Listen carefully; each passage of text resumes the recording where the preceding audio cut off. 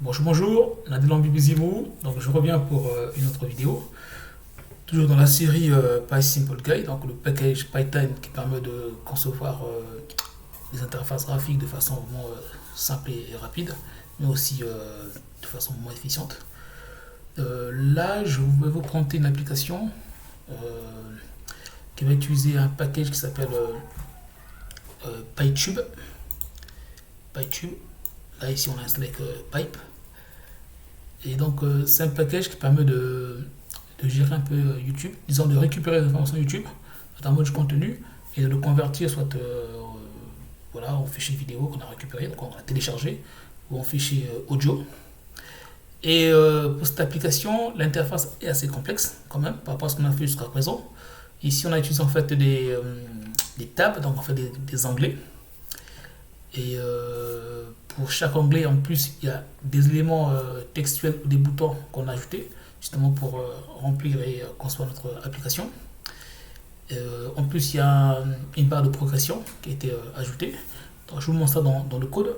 En même temps, je vais lancer l'application pour voir un peu à quoi elle ressemble et vous expliquer les différentes parties. Donc, lorsque l'application est lancée, on a tout d'abord ce layout qui est chargé. C'est un layout avec simplement input où on va saisir, où on va coller notre adresse du contenu YouTube et un bouton rechercher justement pour aller retrouver les informations de ce contenu. Maintenant, une fois qu'on fait rechercher, ce layout là, il est dans cette fenêtre, elle est fermée, d'accord, elle est clôturée. Et après, on va recharger une autre fenêtre avec un autre layout en fait, un layout plus complexe, justement où il y aura les tabs et les éléments et des différents onglets. Donc, je vous montre ça un peu rapidement. Voici la vidéo qu'on va récupérer. C'est une vidéo libre de droit. Donc on est là. Je reviens sur mon fond d'écran. C'est beaucoup plus simple ainsi. Donc je fais la recherche. Donc là, l'application va rechercher les informations. On voit bien ici, on a le titre. D'accord, c'est le même qu'on voit ici. Ok, on a le titre, on a la durée de la vidéo, on a le nombre de vues qu'on voit ici. D'accord, à part que nous ici on a quand même fait un round, on a l'auteur qui apparaît là, enfin la description qu'on peut voir également ici. D'accord, celle-ci donc a été chargée, voici l'auteur qu'on voit bien. D'accord, donc tout ça est récupéré au niveau de l'application. Ça c'est dans l'onglet information. Et dans le second onglet télécharger, on a là des propositions de téléchargement. Soit on peut prendre la vidéo haute qualité, la vidéo avec une qualité un peu plus basse. On voit bien ici les résolutions et les tailles qui indiquent bien que la vidéo est en fait beaucoup plus il y a plus de contenu, de pixels, je sais pas comment on appelle ça. En tout cas la qualité est meilleure. Sinon justement on peut que récupérer un fichier audio pour voilà. Donc voici donc l'interface. Dans le code, je vous montre donc notre layout de démarrage, le voici avec les deux éléments, l'input et le bouton rechercher.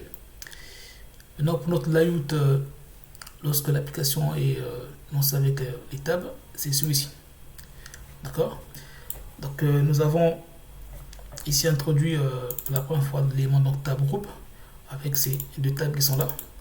Ça c'est l'information qui apparaît au niveau des tabs, d'accord, des onglets ici en fait.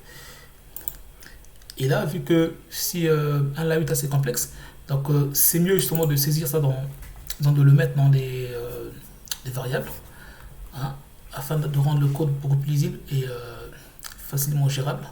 C'est ce que nous avons fait ici. Pour chaque ligne, comme on a dit, d'accord, ici chaque ligne, donc là ce sont des lignes ici, d'accord, on peut aussi mettre des colonnes si le besoin se fait ressentir. Là on a des lignes et pour chaque ligne, qu'est-ce qu'on a fait, on a mis des éléments de texte.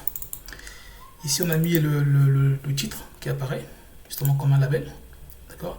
Par contre ici il y a aussi un élément de texte mais qui est vide comme vous voyez ici, d'accord. On va le mettre à jour ici avec les informations récupérées dans YouTube. Maintenant ici c'est pas un élément textuel, c'est un élément ils appellent ça multi-line, d'accord, qu'on peut voir ici, qui permet justement de de saisir du contenu ou de récupérer du contenu assez volumineux, donc du texte. Par contre, ici, on l'a mis disabled pardon, à true. Justement, il est, comme on dit, read only. D'accord. On ne peut pas ressaisir ici ou modifier. D'accord. C'est pas possible. Donc là, c'est notre description. Et bien sûr, pour ces éléments-là d'information, de titre ici, de label, on n'a pas mis de clé. Par contre, pour les éléments qu'on va mettre à jour ici, où on va insérer les informations venant de YouTube, on a mis des clés pour pouvoir justement y accéder dans le code avec la méthode update. Ok. Donc ça c'est fait. Maintenant pour la partie, pour l'onglet télécharger ici, là on a mis des frames. D'accord. Les frames sont là. C'est ce qu'on voit ici, des frames. On a mis 3 frames.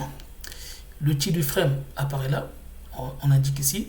Et dans la frame, il faut encore insérer une liste nested où on va justement mettre nos différents éléments, notamment des boutons d'abord.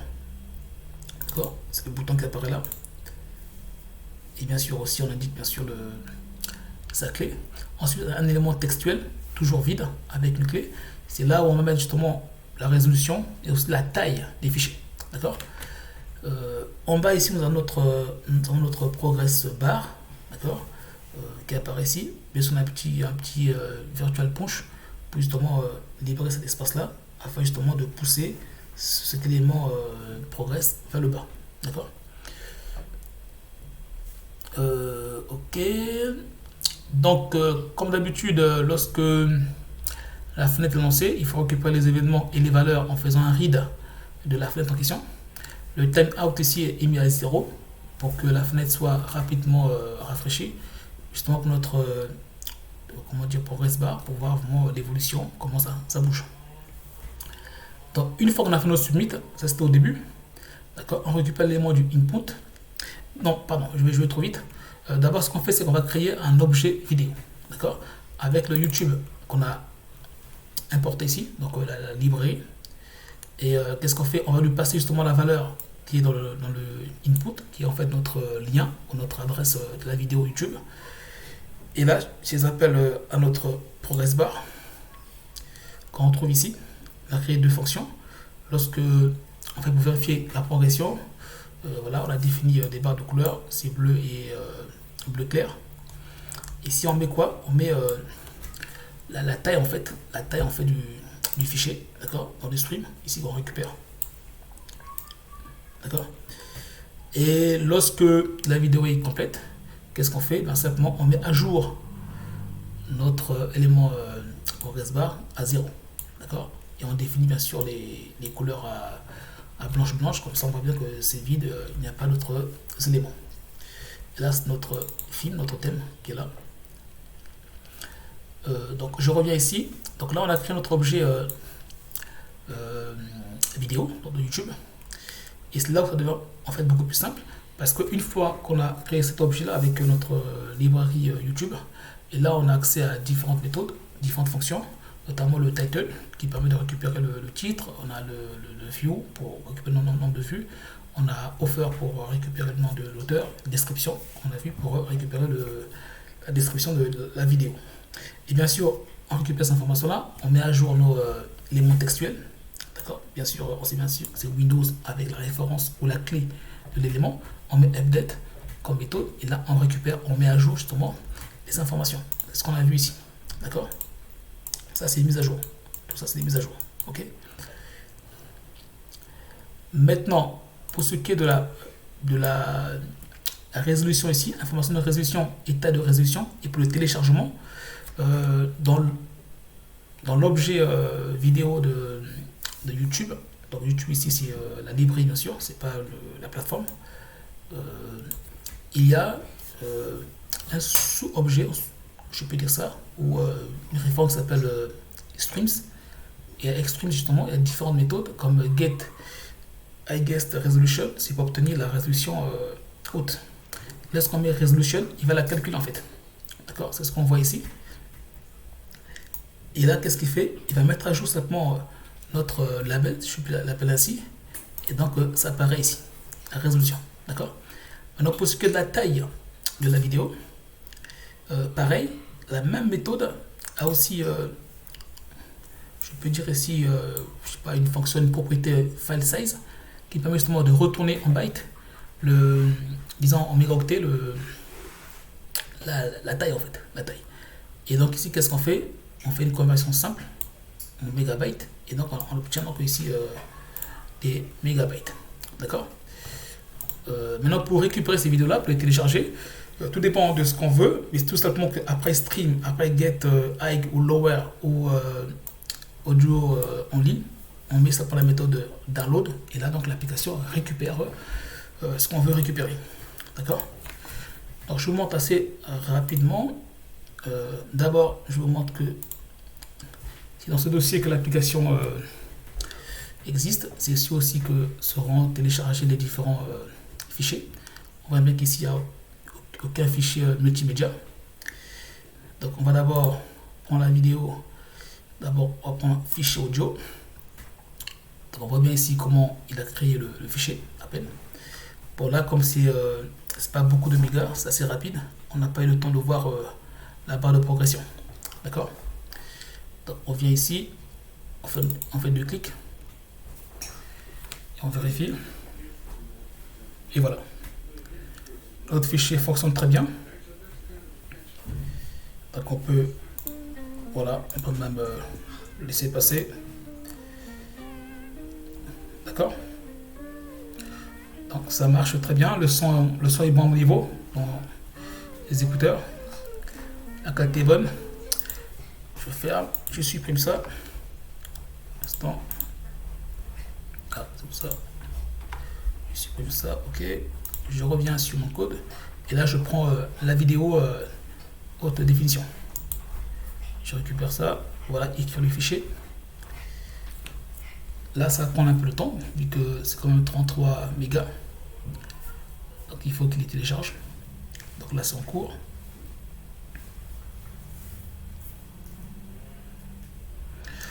Je fais ça un peu rapidement parce que je n'ai que 15 minutes au niveau de LinkedIn. Sinon, si la vidéo est trop longue, on ne peut pas l'uploader au niveau de LinkedIn. Donc là, ça charge. On a plus de 50%. Ou parfois, ça bug un peu. Je crois que c'est la connexion. Sinon, ça va être au niveau de la gestion des bytes, sinon des flux.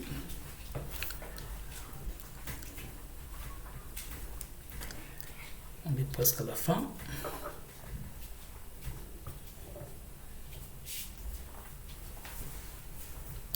Donc là, c'est bon. On va l'ouvrir avec un lecteur vidéo.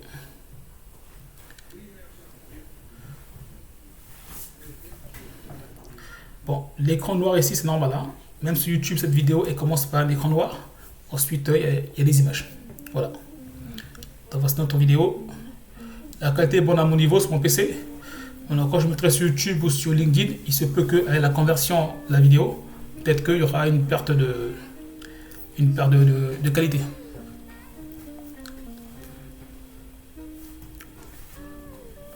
Donc voilà.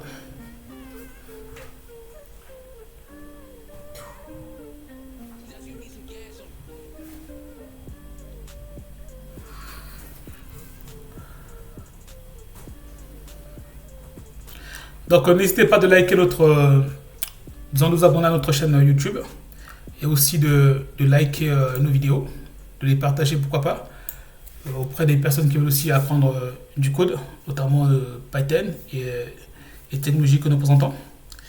Le lien de la chaîne est dans la description, ainsi que le lien du code, le code source qui est au niveau de GitHub. Merci à vous, merci d'avoir suivi. Je vous dis donc à la prochaine pour d'autres vidéos, d'autres découvertes comme ce package PyTube qui est vraiment intéressant. Très bonne journée à vous. Au revoir.